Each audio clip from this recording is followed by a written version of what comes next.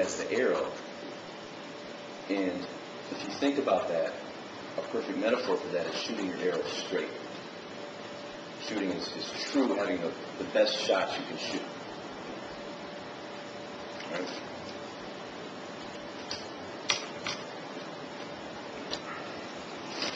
Another book, Freedom from the Known, which is, again, it's a real short book, just packed with brilliance. This guy wrote it named Krishnamurti. He's like a spiritual guru in India, but he doesn't like to be called it. He won't accept the title of guru because, well, the main thing I got from that book is that all you know, all you think you know, came from somewhere else. Even the words you say are symbols that someone else came up with, or some other people came up with. So you're using someone else's symbols to describe your thoughts and feelings. Right? Think about that. How much up here, how much that comes out is really you. What have you learned on your own? What have you experienced for yourself? That's what you know. But as soon as you put it into words, it's sort of not yours anymore. Okay? He says something really powerful over and over and over. He says, not knowing is okay. But there's something deeper and more profound than knowing stuff. Or having knowledge. Another book, Gospel of Thomas, which is, a lot of scholars think is the most accurate portrayal of Jesus' words.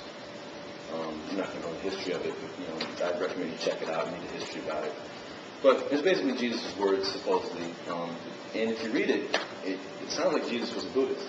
It's like Zen poems, actually. It's really interesting. Yeah. You read it? Yeah. Awesome. Yeah. One thing I got from that was that Jesus always says the kingdom of heaven is around you. You're in it. You're just not seeing it. So what do you do to see it? Like, how do you get there? If you're hard to hear what's going on, why aren't I happy or whatever?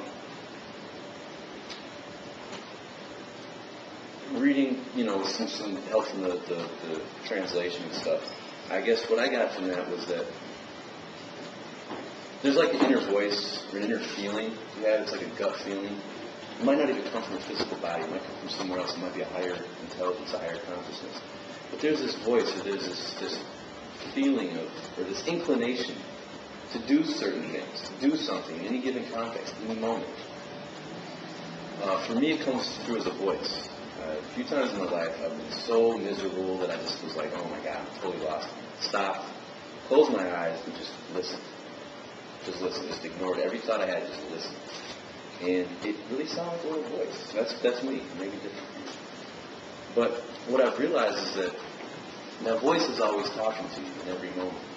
Your higher judgment, your higher self is always communicating with you at every moment.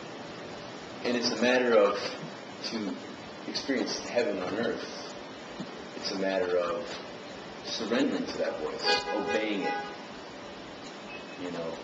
Your friend is having a hard time in life. He hasn't called you. Maybe you talked to him once and he's kind of a jerk. You know something's wrong. He was rude to you on the phone. So you're like, something's wrong. You know that's your friend. You should talk to him. You should go over to his place, pound on his door until he answers. But, your favorite TV show's on.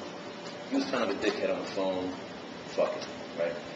That's the example of not listening to the voice. Right? I don't know if that'll make you happy, but it'll make you true to yourself. You'll be your full self.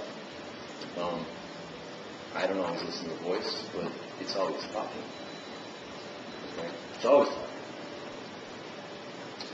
talking. The Tao Te Ching is probably my other favorite. It talks about hold on to nothing. There's nothing to get. You can never really control anything. There's no such thing as owning anything, really. So, any possession you have, or anything that you think you're attaining, let it go before you even get it, because it's going to be gone. Nothing is permanent. It makes a really subtle point about how everything is perfect. The universe is perfect as it is. How could it not be? If it exists, how could it be wrong? I mean, if you think about physics, they've done these equations where it's like, if the Big Bang happened a little differently, none of us would be here. The universe would wouldn't exist or everything is as it is because that's how it's supposed to be. Okay? So what that means is that it says we need to accept things the way they are. It's about deep acceptance. And in that is the Tao, accepting the way they are. Because the way they are is the way. It's perfect. Okay? It's the way with a capital W. So the way, or the Tao is Chinese for way. The Tao means, it's kind of like circular reasoning, but the way is the way. Right? And the last one I think a lot of you guys probably know is the way of superior man, which is named in the book as well. Talks about, figure out who you are. He says something like, go on a room and don't leave until you figure out what's important to you, what you stand for. And then once you find that truth, penetrate the world with it. There's always talking about fucking and penetrating and giving your gift. It's like this outward motion, this exertion of you expressing yourself onto the world. The world is a context for you. Okay? So you're making the world feel you. You're totally exposed. You're being your true self. Whatever it is you stand for, regardless of what other people think of it, you do it. And so, really, all this stuff is saying the same thing. You know what I mean? What we're just talking about. So all this stuff is really saying the same thing over and over. Like it wasn't. No, yeah, you're just saying that. So let me review real quick. Okay. Values are basically arbitrary games in the objective, grand scheme of things. To you, they're not. So what's important to you? Okay?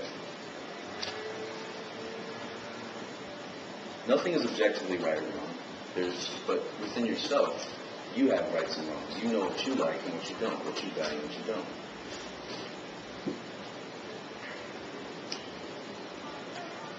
One thing I've always struggled with is I have a deep belief. Vin actually worked with me on my beliefs early on. And I had a lot of really fucked up beliefs. I believed that I was goofy looking. I believed that people would let me down. So bad. I believed that I was weird. I believed that I was usually wrong. I believed that people had to put up with me because I was an embarrassment. It's like really deep, nasty stuff. I've come to realize that I'm a human being, and so anything I do is human. Even if I pretend to be an animal, I'm a human doing it. It's human still. So no matter what I do, it's human. I equate human with natural. There's extreme cases of bad human behavior, but ultimately it's all human. In an objective sense, it's not right or wrong. It just is. So, what I'm getting at is deep self-acceptance, where you remind yourself that you're okay. You're human. I'm okay. Anything you do is okay because you're human doing it. All right? I don't want to get into a big, moral debate about extreme cases, but as long as you're not trying to hurt other people, how could it not be right? How could it not be normal and natural? You're a human being doing it. So, all your thoughts, all your desires, all your drives, all your behavior, as long as there's not a harmful intention behind it,